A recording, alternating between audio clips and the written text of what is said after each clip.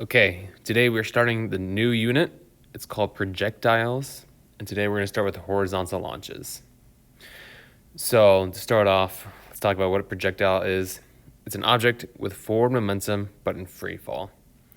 And so if you remember from last unit, if an object was in the air, it was said to be in free fall, if the only thing acting on it was gravity. But when we dealt with objects in free fall, they were only going straight up and straight down. There was no X direction movement at all. It was just straight up, straight down, done. Projectiles mean that we have an X component. We're moving in 2 dimensions now. We're moving both the X and the Y direction. This may sound kind of complicated because now we're dealing with multiple dimensions and we have to do a bunch of stuff. It's not too bad, actually.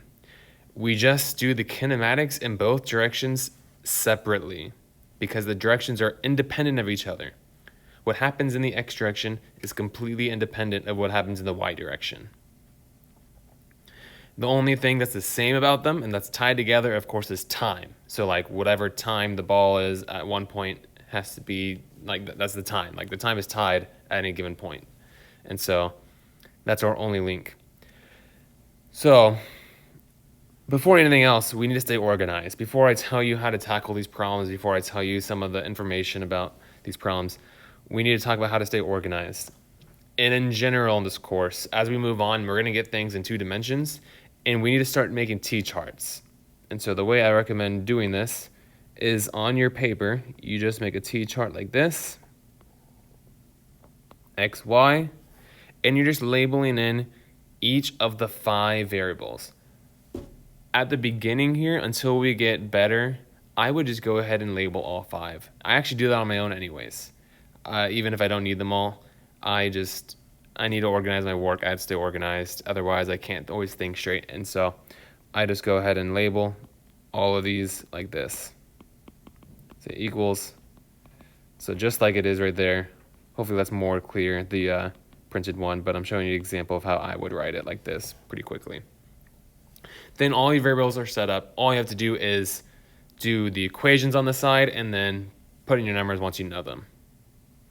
And so we're going to have a displacement in the X direction because we're going to move left and right, but we're also going to be moving up and down. And so we're going to have a displacement in the Y.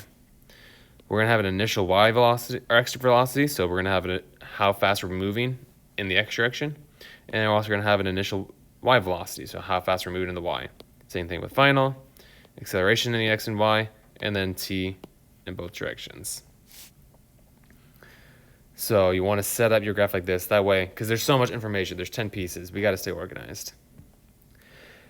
So in the X direction is actually pretty simple. And this is for all projectiles. We're going to do a specific type of projectile today. But for all projectiles, the X direction is a constant velocity problem, which means that A is equal to 0. And it means that your initial velocity in the X direction is equal to your final velocity in the X direction. And so really, the only pieces of information we care about is your displacement, your velocity, your initial velocity, and your time. And with that, that means the only equation we care about is this one. Delta X equals V naught T. This equation comes from the longer version that you are probably more familiar with, delta x v naught t plus 1/2 at squared. But if we were at a constant velocity, that means a equals 0, which means that this whole section here on the right is 0. Because if a is 0, I don't care what time is, that whole thing is 0. And so we can just erase this, and we have this equation. The X direction is the easier part of projectiles. We have 1 equation to use and 3 unknowns we can work with. And so I have you write in V final and I have you write in A every time just so we can stay consistent and just so you're organized. But you're going to be writing A equals 0 every time, and you're going to know that your initial velocity is the same as your final velocity every time. In the Y direction, we have a free fall problem. Think about in the Y direction, if you throw a ball up, nothing is causing that ball to come up or move up or move down besides gravity. The only thing, once it's released, once it's off the ground, the only thing affecting it is gravity. Therefore, the acceleration in the y direction is negative 9.8. We don't know really anything else necessarily, but we do know the acceleration is negative 9.8. Okay. So for every projectile problem, here's what you need to know for the charts. You need to know that these t's are the same. So I put this arrow here showing you that the t's are the same. And so, like, if the projectile moves for 5 seconds in the x direction, you know it also moves for 5 seconds in the y direction.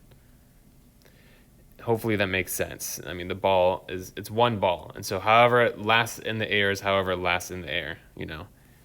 Also, the x direction, we know that the initial and final is the same because our a equals 0, and so we can fill these values in. Thankfully, we know a for both, and we know that these two are going to be the same. And so whatever value you get for one, just put in the other one for free. Okay. So today, we're going to tackle a specific scenario for a projectile. There's many different types of projectiles. I can, throw a ball off the ground. I can throw it from off the ground from a height or whatever. But to start off with, we're only going to talk about a horizontal launch. It means that we start at some height, h. We start at some height, and we're going to be shooting off completely horizontally with no angle. And so if we're shooting off with no angle, notice this vector right here, this velocity vector, our initial velocity vector, has no vertical component. It is only going in the x direction. And so whenever we talk about a horizontal launch, you know your initial velocity in the y direction, so your y initial velocity, has to be 0. We also have some terms. Your height is your delta y. However, sometimes I'll say your height is, 50 meters. In this case, it's 8 meters. You need to know that your delta y, well, we're starting up here and then we're going down. And so our delta y is actually negative 8 meters or negative 50 meters, depending on which one we're talking about, because we're moving down. And so the height is your delta y, but you need the negative version of it, of course, since we're moving down. And then your range, if I ever ask for you, what's the range of a projectile? I'm talking about how far it's going to go in the x direction. I'm talking about your displacement in the x direction. And so for a horizontal launch problem, we can also fill in this. So we have an extra piece of information we can fill in for free as long as it's a horizontal launch. To understand, whenever we have a problem, you have to kind of read into the problem. You have to envision what's going on and decide, okay, is this a horizontal launch? Am I starting on a cliff and am I rowing straight off the cliff? If that's true, you're in a horizontal launch.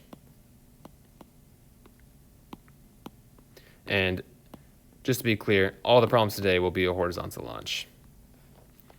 So let's start with one. A lemming runs off a cliff going 5 meters per second. The cliff is 196 meters high. What is the range of the lemming's motion? So we have to first ask ourselves, which kind of projectile is this? We're starting on a height, on a cliff here specifically, but on a height, and we're going straight off of it. We're running off of it. They're not jumping or anything. They're going straight off, which means it's a horizontal launch. You can draw a picture if you need to. We have this lemming, and he's going off like that. And so let's go ahead and draw our t-chart, because that's the first thing we should be doing. If you want to save a little time, I will often write, instead of writing delta x and delta y for both sides and v naught for both sides, I'll just do a delta here, a v naught here, vf, a, and t. And so I know my cliff is 196 meters high, which means my delta y from start to finish, I'm going to start here and I'm going to move down 196 meters, which means my delta y is going to end up being 196 meters negative, because I'm going to fall 196 meters in my journey, or in the lemming's journey in this case. I remember I can fill in some things for free. I know my acceleration is 0 and negative 9.8 in the y direction.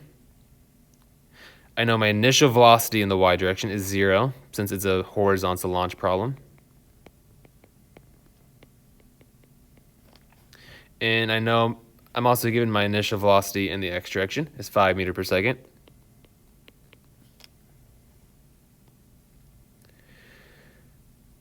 And I'm being asked, what's the range of the lemming's motion? And so I'm looking for my range here. I'm looking for delta x. Well, to find delta x, the only equation I have is this. Delta x equals v naught t. I know v naught for the x direction. That's good. I have v naught. What I don't have is t. And so I need to find t on the x side in order to use my equation. In order to find t on the x side, I have to find t on the y side because we know they are interlinked. They are the same. And so now, instead of doing work on the x side, I got to actually do work on the y side. Let's look on the y side. I have a delta y. I have an initial velocity. And I have an acceleration, which means I can definitely find time. I'm going to use the formula delta y equals v naught t plus 1/2 at squared. So that means negative 196 is equal to 1/2 negative 9.8 t squared. And if I plug that into my formula, negative 196 times 2 divided by negative 9.8, it gives me 40, and I take the square root. I get a time of 6.32 seconds, which I can now fill in here. And then I can move it to the other side because we know they're the same. And then now I can solve this formula here. My delta x, my range, is equal to my initial velocity on the x side, 5 times my time, 6.32. And so I'm going to multiply that number. I have my calculator times 5, and I'm going to get 31.6 meters. Let's do another one. A plane drops a payload onto the Earth's surface. This payload falls a height of 490 meters and goes a distance of 2,510 meters. How fast was the payload traveling before it was dropped? So you can imagine I have an airplane. I'm not the best artist, but you can kind of see it. And it has a payload on it. It has a little package. And it's moving this way, and at some point it just drops, in which case it's going to have an initial velocity, and it's going to follow a horizontal launch. And so this is a very common kind of question, although it's not always intuitive to people that it's a horizontal launch. You have to understand that right now, while it's still attached, the payload is moving horizontal, and at some point it just drops. But it still maintains its horizontal velocity, which makes it a horizontal launch. Okay, so then we need to start with our t-chart. X, Y, let's fill in our delta, our V naught, our VF, our A, and a T. All right, what do we know? We know it falls a height of 490 meters. Again, it's falling a height of 490 meters, which means that we're going to have a negative displacement here in the Y direction. That's a negative 490 there. We're also going to distance of 2,510 meters. Okay, so we know our X displacement is 2,510. And we want to know how fast the payload is traveling before it was dropped. So we want to know how fast this thing was going at the beginning. So we're looking for our X velocity. Because we know our Y velocity was 0, so that's a horizontal launch. We also know our acceleration is 0 and negative 9.8 in the Y direction. And so now we are trying to figure out our initial velocity. Again, we split our equations only on X and Y side. I can only use an equation if I have information on the X, and I can only use equations on the Y side. I have to do them separately. I'm looking for V naught on the X side, and so I have an equation. This is my equation. It's the only equation you can use on the X side for any projectile problem. I'm looking for V naught, but again, I don't have T. And so again, and this is going to be a very common pattern, if you don't have T, you have to go to the other side first. And so let's do that. We know delta Y is equal to V naught T plus 1/2 AT squared. I know my delta Y is negative 490. my V naught is 0, and so I just have 1/2 times negative 9.8 t squared. Same process, negative 490 times 2 divided by negative 9.8 gives you 100, which ends up being a nice number. We're taking the square root, so we get a t equal to 10, 10, 10. And so my delta x 251, 0 is equal to v naught times t, which was 10. And so we're dividing by 10 on both sides. And so you get 251 equals v naught.